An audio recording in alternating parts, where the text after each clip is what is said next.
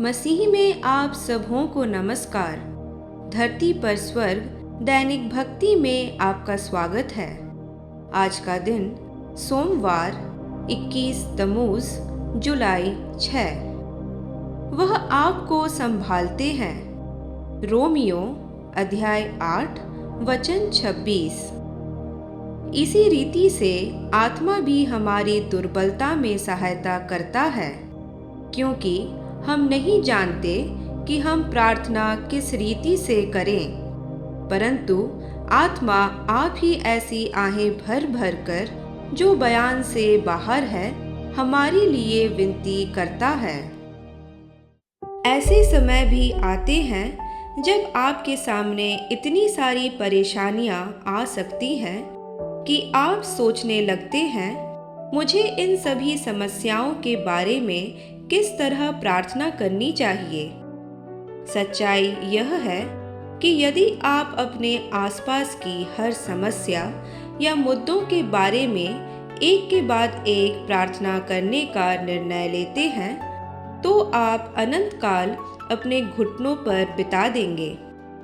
इसके अलावा शायद आपको वे सभी याद भी न रहें। लेकिन अच्छी खबर यह है कि परमेश्वर आपसे आपका बोझ उठाने की अपेक्षा नहीं करते हैं। बाइबल कहती है, अपनी सारी चिंता उसी पर डाल दो, क्योंकि उसे तुम्हारी चिंता है। पहला पतरस अध्याय 5 वचन 7। वास्तव में परमेश्वर आपसे अपनी समस्याओं के बारे में प्रार्थना करने की अपेक्षा नहीं करते हैं, क्योंकि आप उन सभी के बारे में जानते तक नहीं हैं। तो फिर आप उन्हें कैसे संभालते हैं? यही कुछ कारणों में से एक है कि उन्होंने आपको पवित्र आत्मा दी है। पवित्र आत्मा आपको कमजोरी या बाधा के समय में संभालता है। जब आप नहीं जानते कि क्या करना है, किस चीज़ के लिए प्रार्थना करनी है या किसी विशेष स्थिति से कैसे निपटना है, तो वह कदम बढ़ाता है। परमेश्वर ने हमें जीवन की सभी परिस्थितियों में हमारा मार्गदर्शन करने के लिए पवित्र आत्मा दी है। जब प्रतिदिन की समस्याओं से निपटने की बात आती है, तो वही पवित्र आत्मा हमारे लिए बीच में खड़ा होता है, मध्यस्थता करता है, जैसा कि हमने अपने मुख्य वचन में पढ़ा है। वह हमारी ओर से कार्यभार संभालता है। अपने व्यक्तिगत जीवन में पवित्र आत्मा की सेवा के प्रति हमेशा सचेत और समर्पित रहें। वह आपके माध्यम से ऐसी आहें भरकर प्रार्थना करता है जिन्हें स्पष्ट वाणी में व्यक्त नहीं किया जा सकता, और परमेश्वर की इच्छा के अनुसार आपके लिए मध्यस्थता करता है।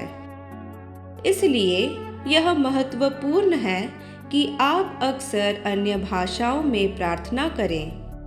यह आपकी आत्मा को सक्रिय करने और पवित्र आत्मा की दिव्य वाणियों को प्रकट करने में आपकी सहायता करता है। जब आप अपनी आत्मा के माध्यम से प्रार्थना करते हैं, तो आप अनिवार्य रूप से अपने जीवन के हर उस आवश्यक मुद्दे को संबोधित करते हैं जिस पर ध्यान देने की आवश्यकता होती है। भजनकार ने कहा, यहोवा उस कार्य को पूरा करेगा जो मुझसे संबंधित है। भजन संहिता अध्याय 138 वचन 8। जब आप आत्मा में प्रार्थना करते हैं, तो प्रभु वास्तव में आपसे संबंधित हर चीज को सही आकार में ले आएंगे, यहाँ तक कि उन चीजों को भी जिनसे आप अनजान हैं।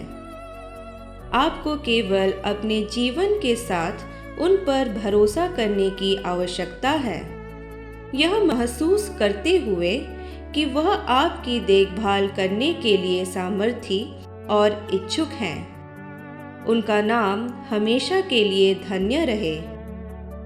अब इस भविष्यवाणी की घोषणा को मेरे पीछे दोहराएं। मेरे पिता,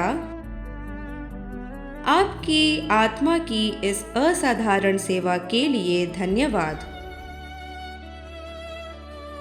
जो मुझे महत्वपूर्ण मुद्दों के संबंध में आपकी इच्छा का ज्ञान देती है और मुझे सही ढंग से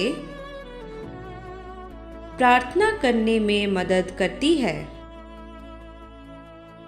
जिससे परिस्थितियां राजा यीशु के नाम में मेरे और मेरे प्रियजनों के लिए आपकी सिद्ध इच्छा के अनुरूप हो जाती है।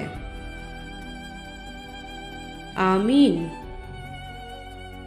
आगे के अध्ययन के लिए आप पढ़ सकते हैं पहला कुरिन्थियों अध्याय 14 वचन 2, रोमियो अध्याय 8 वचन 26 और 27 और यहूदा अध्याय 1 वचन 20। यदि आप 365 दिनों की बाइबल पठन चुनौती में भाग ले रहे हैं तो आज के लिए आपका पाठ है निर्गमन अध्याय 4 से लेकर 6। प्रिय संत, आप महिमा में प्रकाश में चमकने के लिए बनाए गए थे। अपने जीवन से परमेश्वर की महिमा को प्रज्वलित होने दें और परमेश्वर के संग एक बेहतरीन जीवन के निर्माण करने की प्रक्रिया का आनंद उठाएं। आज राजा यीशु के नाम में आप पर बोले गए भविष्यवाणी की बातें आपको हिम्मत दे और मजबूत करते रहे। आमीन। कल तक के लिए हिया बांधे रहे। Shalom shalom.